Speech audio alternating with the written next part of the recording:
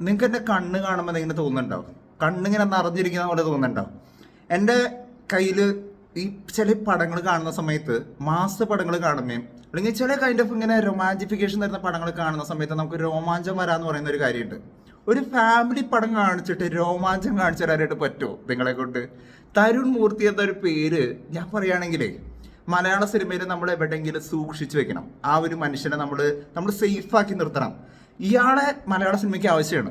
എനിക്ക് മോഹൻലാലിന്റെ ഒരു ഫാൻ ബോയ് എന്നുള്ള രീതിക്ക് വർഷങ്ങളായിട്ട് എൻ്റെ ഉള്ളിൽ കെട്ടിനിന്ന ആ ഒരു മനുഷ്യൻ, അതായത് മരിച്ചു പോയിന്ന് ഞാൻ വിചാരിച്ച ഒരു ഫാക്ടറായിരുന്നു. എൻ്റെ ഉള്ളിലുള്ള ഒരു എൽ ഫാക്ടർ എന്നേക്കായിട്ട് പോയി എന്നുള്ളൊരു കാര്യം വിചാരിച്ചിരിക്കുന്ന സമയത്താണ് എമ്പുരാൻ എന്ന് പറയുന്ന ഒരു സിനിമ വന്നത്. അതൊരു സ്റ്റാർ മെറ്റീരിയൽ എന്നുള്ള രീതിക്ക് ഒരുപാട് കാര്യങ്ങളൊക്കെ കാണിച്ചു നിൽക്കുന്ന ഒരു സിനിമയാണെന്നുണ്ടെങ്കിലും മോഹൻലാലിന്റെ ഒരു ത്രൂ ഔട്ട് പരിപാടി ആ സിനിമയ്ക്കകത്തില്ല. അതിനകത്ത് കുറച്ച് ഭാഗങ്ങൾ മാത്രമാണ് മോഹൻലാലുള്ളൂ. ബാക്കി ഒരു പൃഥ്വിരാജ് ഷോയാണ് ആ സിനിമ എന്ന് പറയുന്നത്. പക്ഷേ ഈ സിനിമയാണ് യഥാർത്ഥത്തിലുള്ള എന്നിലുള്ള മോഹൻലാൽ ഫാൻ ഉണർത്തിയത്. എനിക്കൊരു പുതുജീവൻ നൽകിയെന്നുള്ളൊരു കാര്യം പറയാൻ പറ്റും. പടം കണ്ടിട്ട് തൃപ്തി എന്ന് പറയുകയാണെങ്കിൽ കണ്ണ് നിറഞ്ഞു, രോമാഞ്ചം വന്നു, രോമൊക്കെ അങ്ങോട്ട് എഴുന്നേറ്റ് നിന്നു. ഞാൻ എൻ്റെ തൊട്ടടുത്ത് നിന്ന് ആളോട് പറഞ്ഞൊരു കാര്യമുണ്ട്, ചേട്ടാ കുറേ നാളായിട്ട് ഇങ്ങനൊരു ദിവസത്തിന് വേണ്ടിയിട്ട് ഞാൻ ആഗ്രഹിച്ചിരിക്കുകയായിരുന്നു, പ്രാർത്ഥിക്കുകയായിരുന്നു. ഇന്ന് അങ്ങനെ ഒരു ദിവസം വന്നേക്കാണ്. ഞാൻ ചിലപ്പോൾ കുറച്ചൊക്കെ എക്സൈറ്റഡ് ആവും, ഒന്നും തോന്നരുത്. ചേട്ടൻ പറഞ്ഞു ഒരു കുഴപ്പമില്ല, ഞാൻ എക്സൈറ്റഡ് ആണ്. പടം കണ്ടു കഴിഞ്ഞിരിക്കുന്ന എല്ലാവരും ഒരേ സ്വരത്തിൽ പറയുന്നു, മക്കളെ ഈ പടം ഗംഭീരമാണ്, ഗംഭീര പടം. നിങ്ങൾ കണ്ടു നോക്കി കഴിഞ്ഞാൽ നിങ്ങൾക്ക് മനസ്സിലാവും. ഞാൻ ഈ പറയുന്ന എക്സൈറ്റ്മെന്റ് വെറുതെ ഇല്ല. എൻ്റെ മുഖത്ത് നിന്ന് ഞാൻ ഈ ഉള്ളിൽ നിന്നാണ് പറയുന്നത്. ഞാൻ സ്ക്രിപ്റ്റ് ചെയ്തിട്ടോ അല്ലെങ്കിൽ കുറേ കാര്യങ്ങൾ എഴുതി വെച്ചിട്ടോ ഒന്നുമല്ല പറയുന്നത്. എനിക്ക് തോന്നുന്ന കാര്യങ്ങളാണ് ഞാൻ ഈ പറയുന്നത്. എല്ലാം ഗംഭീരം. പടം ചെയ്തു വെച്ചേക്കുന്നതിൻ്റെ ഒരു ഇന്റൻസിറ്റി, ഇങ്ങനെ പോകുന്ന ഗ്രാഫിന്റെ ഒരു ഡൈവേർഷൻ ഉണ്ട്. ഇങ്ങനെയായിട്ട് കയറി പോകും പടം, വേറെ ലെവലോട്ട് പോകും. അമ്മാതിരി സാധനം. അതായത് ഇങ്ങനെയൊക്കെയാണ് ഒരു പടം ഉണ്ടാക്കി വെക്കേണ്ടത് എന്നുള്ളൊരു കാര്യം തോന്നിപ്പോവും. കൊതി തോന്നിപ്പോയി. നാളെ എങ്ങാനൊക്കെ ഒരു പടം നമുക്ക് ചെയ്യാനൊക്കെ ആയിട്ട് ഒരു എന്താ പറയുക, ഒരു ആഗ്രഹമൊക്കെ വന്നു കഴിഞ്ഞ് കഴിഞ്ഞാൽ ചെറിയ പൈസക്ക് ഒരു വലിയ പടം ചെയ്യാനായിട്ടൊരു ആഗ്രഹം ഉണ്ടെന്നുണ്ടെങ്കിൽ ഞാൻ അവിടെ നോട്ട് ചെയ്യുന്ന എൻ്റെ ഒരു ഐഡലായിട്ട് കാണുന്ന ഒരു സംവിധായകൻ അല്ലെങ്കിൽ കൈൻഡ് ഓഫ് ഒരു മനുഷ്യൻ എന്ന് പറയുന്നത് അത് ഈ മനുഷ്യനായിരിക്കും, തരുൺ മൂർത്തി.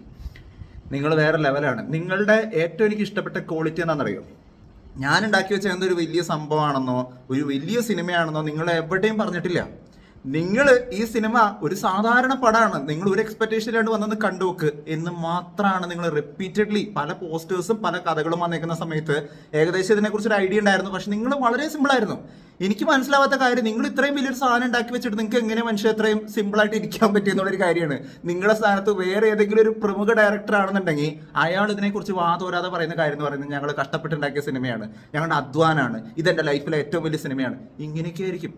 പക്ഷെ നിങ്ങളത് ചെയ്തു വെച്ചേക്കുന്ന ഒരു പരിപാടി, ഒന്നും മിണ്ടാണ്ട് നൈസായിട്ട് വന്ന് ഒരു തീ അങ്ങിട്ട് പോവാന്ന് പറയുന്ന ഒരു പരിപാടിയാണ് നിങ്ങൾ മനുഷ്യ കാണിച്ചു വെച്ചേക്കുന്നത്. എനിക്ക് ഒരുപാട് നന്ദിയുണ്ട് നിങ്ങളോട്. കാരണം ആസ് എ ഫാൻ ബോയ്, എൻ്റെ ഉള്ളിലുള്ള ആ ഒരു ഫാൻ ബോയ്, ആ ഒരു ക്രേസ്, ആ ഒരു ക്രേവിങ് തീർത്ത് തന്നതിലും എനിക്ക് എൻജോയ് ചെയ്യാൻ പറ്റി എന്നുള്ളൊരു കാര്യം, ആ ഒരു ഫാക്ടർ ആലോചിക്കുന്ന സമയത്ത് എനിക്ക് നിങ്ങളോട് ഒരുപാട് നന്ദിയുണ്ട്. ഇങ്ങനെ ഒരു സിനിമ നിങ്ങൾ തന്നതിൽ. നിങ്ങൾ എന്നും മലയാള സിനിമയിൽ ഉണ്ടാവണം. മോഹൻലാലിനെ വെച്ചും മമ്മൂട്ടിനെ വെച്ചും എല്ലാ നടന്മാരെ വെച്ചും, പ്രത്യേകിച്ച് ഒരു മോഹൻലാൽ ഫാൻ ബോയ് എന്നുള്ള രീതിക്ക് എനിക്ക് വീണ്ടും പറയാനുള്ള ഒരു കാര്യം, നിങ്ങൾ ഇനി മോഹൻലാലിനെ വെച്ചുകൊണ്ട് സിനിമകൾ ചെയ്യണമെന്നുള്ളൊരു കാര്യമാണ്. ഞാൻ അത്രയധികം മനസ്സ് തുറന്ന് പറയാണ്, ഞാൻ എൻജോയ് ചെയ്തു, തൃപ്തിയായി. എൻ്റെ 150-175 രൂപ സാധാരണ ഞാൻ കൊടുക്കുന്ന സമയത്ത് ഞാൻ ആലോചിക്കുന്നത് ഇപ്പം എന്താവാ ഈ പടം എന്നുള്ള കാര്യം ചിന്തിക്കാറുണ്ട്. പക്ഷേ ഈ പടം നിങ്ങളിനി ആരും റിവ്യൂ കണ്ടില്ലെങ്കിൽ എനിക്ക് കുഴപ്പമില്ല.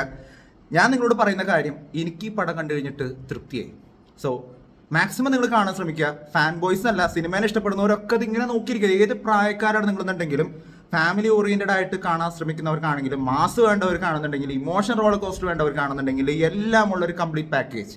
എന്താണ് ഈ പടത്തിന്റെ നെഗറ്റീവ് എന്നുള്ളൊരു കാര്യം നിങ്ങൾ ചിന്തിക്കും. ഇത്ര നേരം ഞാനിത് പറഞ്ഞിട്ട് എനിക്ക് ഒരു ചെറിയ പോർഷനിൽ ചെറിയ ലോജിക്കൽ മിസ്റ്റേക്സുകളും ചെറിയൊരു ലാഗ് ഇടയ്ക്ക് ഫീൽ ചെയ്തെന്നുള്ളൊരു കാര്യമല്ലാതെ വേറെ ഒന്നും എനിക്ക് തോന്നിയിട്ടില്ല. ഇത്രയും നല്ലൊരു സിനിമ ചെയ്യുന്ന സമയത്ത് ലോകമെമ്പാടുള്ള ലാലേട്ട ഫാൻസിനെ കാണുന്ന തരത്തിൽ ഇതൊക്കെ ഒരു പാൻ ഇന്ത്യ സിനിമയായിട്ട് നിങ്ങൾ ഇറക്കണ്ടേ എന്നുള്ളൊരു കാര്യമാണ്. ഈ ദൃശ്യ സിനിമ ഇറങ്ങിയിരിക്കുന്ന സമയത്താണെങ്കിൽ നല്ലൊരു കിടിലം പടം ഇറങ്ങിയിട്ടും അതിന് റൈറ്റ്സ് ഒക്കെ മറ്റവർക്ക് കൊണ്ടുപോയി കൊടുത്ത് അത് വീണ്ടും അങ്ങനെ പടാക്കി ഇങ്ങനെ പല സ്ഥലങ്ങളിൽ പല ആൾക്കാരെ വെച്ച് ചെയ്യേണ്ട ഒരു ആവശ്യം നമുക്കില്ല. നമ്മുടെ നാട്ടിൽ മോഹൻലാൽ എന്ന് പറയുന്ന ഒരു വലിയ ബ്രാൻഡ്, അയാളൊരു ചെറിയ ബ്രാൻഡ് അല്ലല്ലോ. അയാൾ മലയാളത്തിലെ തന്നെ ഏറ്റവും കൂടുതൽ ആൾക്കാർ ഇഷ്ടപ്പെടുന്ന, ഇന്ന് ലോകമെമ്പാടുള്ള മലയാളികളും അല്ലെങ്കിൽ നോൺ മലയാളീസ് ആയിട്ടുള്ള ആൾക്കാരാണെങ്കിലും മലയാള സിനിമയിൽ നിന്ന് ഇഷ്ടപ്പെടുന്ന ഒരു വലിയ നടൻ. അയാളുടെ ഒരു നല്ല പടമാണെന്ന് തോന്നുന്ന സമയത്ത് തിയേറ്ററിൽ നിങ്ങൾക്ക് പ്രിവ്യൂ ചെയ്ത് കാണുന്ന സമയത്ത് നിങ്ങൾക്ക് മനസ്സിലായി കാണില്ലേ പടത്തിന്റെ റേഞ്ച് എന്താണെന്നുള്ളത്. എന്നിട്ട് എന്തുകൊണ്ട് ഇതിനൊരു പാൻ ഇന്ത്യൻ ലെവലിലോട്ട് പ്രൊമോഷൻസ് കൊടുത്തുകൊണ്ട് നിങ്ങൾ സിനിമ ചെയ്തില്ല എന്നുള്ളൊരു കാര്യം മാത്രമാണ് എനിക്ക് ഈ പടത്തിനകത്ത് തോന്നിയ ഏക പോരായ്മ എന്ന് പറയുന്നത്. ഇത് അത്ര നല്ല സിനിമയാണ്, അത്ര നല്ല സിനിമ ആയതുകൊണ്ടാണ് ഞാൻ പറയുന്നത് എവിടെ വേണമെങ്കിൽ നിങ്ങൾക്ക് കൊണ്ടേ കാണിക്കാം, ലോകത്ത് എവിടെ നിങ്ങൾക്ക് സിനിമ കൊണ്ടേ കാണിക്കാം. അവർക്ക് കണക്ട് ചെയ്യാൻ പറ്റുന്ന തരത്തിലുള്ളൊരു ഇമോഷണൽ സംഭവം. അതൊരു മോഹൻലാൽ ഫാൻ ബോയ് ആവണമെന്നൊന്നുമില്ല. ഇനി ലോകമെമ്പാടുള്ള ഫാൻ ബോയ്സിന് ആസ്വദിച്ച് കാണാൻ പറ്റുന്ന, തിയേറ്ററിൽ നിന്ന് കൈയടിക്കാനും രോമാഞ്ചം കൊള്ളാൻ പറ്റുന്ന ഒരു പരിപാടി ഈ സിനിമയ്ക്കകത്തുണ്ട്. ആ ലെവലിലുള്ളൊരു ക്യാൻവാസും ആ ലെവലിലുള്ള പ്രൊമോഷനൊക്കെ ഈ സിനിമയ്ക്ക് വേണം എന്നുള്ളൊരു അഭിപ്രായമാണ് എനിക്കുള്ളത്.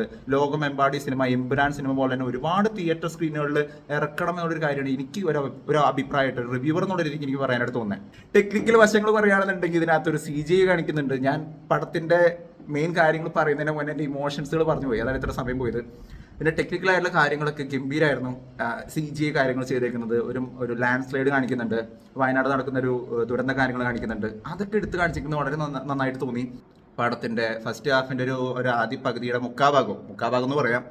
പടം ഒരു ഫാമിലി സെറ്റപ്പിൽ ശോഭന പിന്നെ അവരുടെ ഫാമിലി കേട്ട് ഇങ്ങനെ ഓരോരുത്തർ ഇൻട്രൊഡ്യൂസ് ചെയ്ത് അവർ തമ്മിലുള്ള പരിപാടികൾ, ആ ഒരു കളിച്ചിരി, രസം, തമാശ, ഒരു ടാക്സി ഡ്രൈവറിന്റെ ഒരു കഥ പറയുന്ന ഒരു ചെറിയ സിനിമ, കൊച്ചു സിനിമ. ഇവിടുന്ന് അങ്ങോട്ടേക്ക് പടത്തിന്റെ ഒരു പോയിന്റ് എത്തുന്ന സമയത്ത് ഇതിനകത്ത് ജോർജ് സാറിനെ കാണുന്നുണ്ട്. ജോർജ് സാറ്, ഈ മനുഷ്യനെ ഞാൻ നേരിട്ട് കണ്ടു കഴിഞ്ഞാൽ എനിക്ക് രണ്ട് തരം ഇമോഷനാണ് ഉണ്ടാവുക. അത് ഏത് ഫാൻസുകാരെ കാണുന്നുണ്ടെങ്കിലും. ഒന്ന്, ഒരു നല്ല നടൻ എന്നുള്ള രീതിക്ക് ഇയാളെ കെട്ടിപ്പിടിച്ച് ഒരു അപ്രീസിയേഷൻ കൊടുക്കും, കാരണം ഇങ്ങനെ പെർഫോമൻസ് കിട്ടലായിരുന്നു. രണ്ട്, മോഹൻലാലിനെ ഇങ്ങനെ ചെയ്തതിന് തന്നെ കൊക്കിന് പിടിച്ച് അടിക്കണം ഒരു ആഗ്രഹം എനിക്കുണ്ട്. കാരണം താൻ അത്ര ഗംഭീരമായിരുന്നു. എനിക്കൊന്നും പറയാനില്ല. ഞാൻ ആദ്യമായിട്ടാണ് ഈ മനുഷ്യനെ കാണുന്നത്. എവിടേക്കോ കണ്ട് എനിക്ക് ആ ഒരു ഫേസ് പരിചയമുണ്ട്. ഞാൻ പേരൊന്നും നോക്കാനായിട്ട് സമയം കിട്ടിയില്ല. ഞാൻ വന്ന് കയറിയ ഉടനെ തന്നെയാണ് പറയുന്നത് എൻ്റെ ആ ഒരു ഇമോഷൻ പങ്കുവയ്ക്കാനായിട്ട്.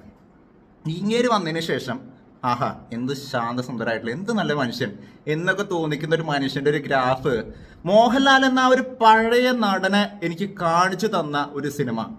അതാണ് തുടരെന്ന് പറയുന്ന ഒരു സിനിമ എന്ന് എനിക്ക് പറയാൻ പറ്റും. ഒരു പടം കണ്ടിട്ട് മാസിന് വേണ്ടി മാസ് കുത്തി നിറയ്ക്കുക എന്നുള്ളൊരു കാര്യം നമ്മൾ കേൾക്കാറുണ്ടല്ലേ. ഇപ്പോ ബാക്കിൽ മറ്റേ തീ കത്തിച്ച് മോഹൻലാലിന്റെ മാസ് കാണിക്കാനായിട്ടൊരു സിറ്റുവേഷൻ അല്ലെങ്കിൽ ഒരു സീൻ ക്രിയേറ്റ് ചെയ്തിരിക്കുന്ന കാര്യങ്ങളൊക്കെ നമ്മൾ കണ്ട് നമുക്ക് എക്സൈറ്റ്മെന്റ് വന്നിട്ടുണ്ട്. പക്ഷെ ഇതൊന്നുമില്ലാതെ ഒരു മനുഷ്യൻ വെറുതെ മഴയത്ത് വന്ന് നിൽക്കുന്ന സമയത്ത്, അയാളുടെ ഗതികെട്ട അവസ്ഥയിൽ അയാൾ മഴയത്ത് വന്ന് നിൽക്കുന്ന സമയത്ത് നിങ്ങൾക്ക് മാസ് ഫീൽ ചെയ്യോ? ഈ പടം പോയി കണ്ടോക്ക്. തരുൺ മൂർത്തി എന്ന ഒരു ഡയറക്ടറിന്റെ കഴിവ് എന്താണെന്നും അയാൾക്ക് പണി എങ്ങനെ ചെയ്യണം എന്നുള്ളൊരു കാര്യം അയാളുടെ കഴിവ് അറിയണമെന്നുണ്ടെങ്കിൽ തുടരെ സിനിമ കണ്ടോക്ക്. നിങ്ങൾ ചിന്തിക്കുന്ന പോലത്തെ ഒരു പട്ടമേ ഇല്ലത്. ഇത് ഞാൻ പറയുകയാണെങ്കിൽ മോഹൻലാലിന്റെ ബെസ്റ്റ്, അയാളുടെ കരിയറിലെ തന്നെ ടോട്ടൽ 400ഓളം വരുന്ന സിനിമകളിൽ ആദ്യത്തെ ഒരു 10 സിനിമയിൽ ഉൾപ്പെടുത്താൻ പറ്റുന്ന ഒരു സിനിമയായിരിക്കും തുടരുന്നുള്ളൊരു കാര്യം എനിക്ക് പറയാൻ പറ്റും. അവസാന ഭാഗത്തേക്ക് എത്തുന്ന സമയത്ത് BGM അങ്ങോട്ട് കത്തുന്നുണ്ട്. അതൊക്കെ ഭയങ്കര ഇമോഷണലി നമ്മളെ കണക്ട് ചെയ്യുന്ന തരത്തിലുള്ളൊരു പരിപാടിയായിട്ട് മാറി. ആൻഡ് കണ്ടന്റ് കിടു, മോഹൻലാൽ കിടു, ഡയറക്ടർ കിടു, ആക്ടേഴ്സ് കിടു, BGM കിടു, ടെക്നിക്കൽ സൈഡ് കിടു, ക്യാമറ വർക്ക് കിടു. ഇതിൽ കൂടുതൽ ഞാൻ എന്താ പറയുക. ആഫ്റ്റർ ദൃശ്യത്തിന് ശേഷം കൈയടിക്കാനായിട്ട് രോമാഞ്ചം വരാൻ പറ്റുന്ന തരത്തിലുള്ള ഒരു ഫാമിലി പടം, അതാണ് ഈ ഒരു പടം എന്നൊരു കാര്യം പറയാൻ പറ്റും. ഇത് എൻ്റെ ഒരു ഇമോഷണൽ റിവ്യൂ ആണ്, അതാണ് case. So thank you so much. കണ്ടു നോക്ക്. All the best. ബൈ.